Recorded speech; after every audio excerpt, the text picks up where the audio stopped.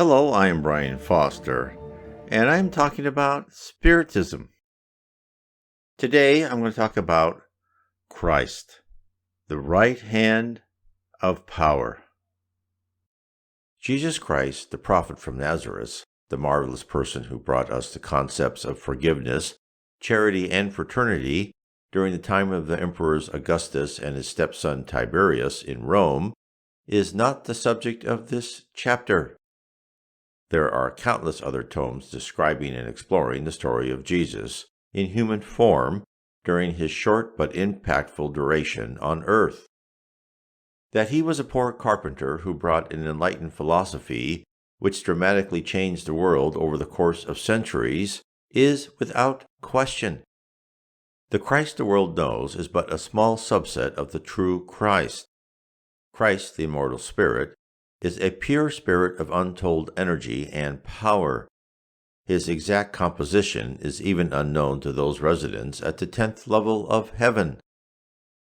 They report that he lives at a level so far above them as to make the difference between their exalted level and our level on earth to be insignificant. Nevertheless, he has appeared as one of us.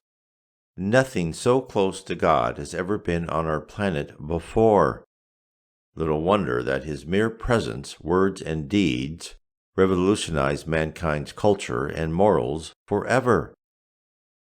My kingdom is not of this world. And Jesus said, I am, and you will see the Son of Man seated at the right hand of power, and coming with the clouds of heaven. Mark chapter 14, verse 62, Matthew chapter 26, verse 64. The right hand of power. What does this mean? What was this power he was reported to have said? Spirits, via the messages from Spiritist mediums, have started to pull back the veil of the other side and have revealed the extent of his power. A peek at his influence was given to us by two sources, one from the Spirit Emmanuel, the spirit guide to Chico Xavier in Brazil, and the other from the Spirit Arnell, who communicated to the Reverend G. Val Owen in Britain. Chico received his messages in the 1950s, and the Reverend G. Val Owen in the beginnings of the 20th century. Jesus is either the leader or member of the Council of High Powers. His position in the council and the names differed slightly from one source to the other, most probably depending upon the difficulty of comparing native English to a translation from Portuguese. The High Council is a body composed of pure spirits who are responsible for an area of the spirit universe and its corresponding portion of a physical universe. What is the territory under their supervision is yet unknown. The Council congregates and makes decisions for vast reaches of planets on various levels of spiritual ascendancy. Spirits talk of eons or of ages, epochs which span thousands or tens of thousands of years between meetings. The Council reviews groups of planets which are on a similar spiritual level. They desire to examine the progress of like planets in relation to each other and to their possible interaction with other groups of planets on an inferior and superior level. They review the history and the plan forward for each sphere. The Council met in the vicinity of Earth when our solar system was scheduled to be formed, and next when Jesus was planning to come to our planet. The last meeting held near Earth was in 1969 when humans went to the moon. The group is responsible for the collective and continuous improvement for a vast area of spiritual and physical space, possibly thousands of solar systems, hundreds of thousands of planets, and trillions of spirits, free-willed human, and human-like souls are under their command. Imagine what I just revealed to you. It is as if you lived in a small village, but you never knew who your ruler was. You thought you were on your own, that the crops you grew, the trees you cut down to make your house, the animals you raised were random gifts, that they were all there for the taking.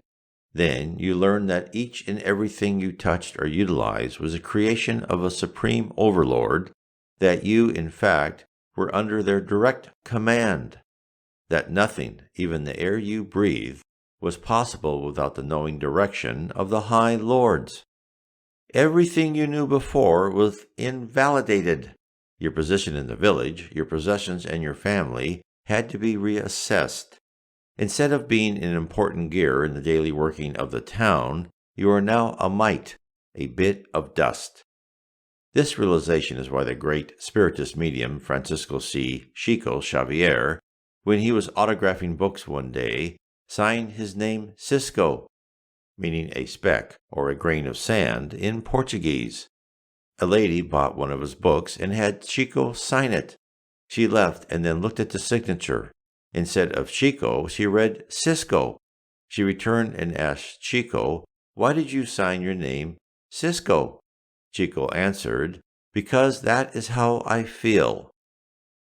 Previously, you believed your small universe operated under the false assumption that you and your fellow citizens were alone and isolated. Suddenly, you learned the truth, that you are interconnected with everything else, and that you have a guided future, a detailed work map of where you have been and where you are going, that a higher authority constantly analyzes you to determine the next steps, even though each step could span centuries. The power and majesty of such a governing body and your immediate leader must be immense. Force at their fingertips must be greater than your imagination. Your individual desires and the collective wishes of your fellow citizens are washed away in the tidal wave that is your collective destiny. Nevertheless, each person has an inalienable right of free will. Every individual has the freedom of thought and action, although the environment and changing scenery is not under your control. This should be the effect of my description of the power of Christ. He is the power and the glory. He is the leader, the man, the Father of man, and for a short time the Son of man during his sojourn on earth. Essentially, he is our Creator under the divine orders of God.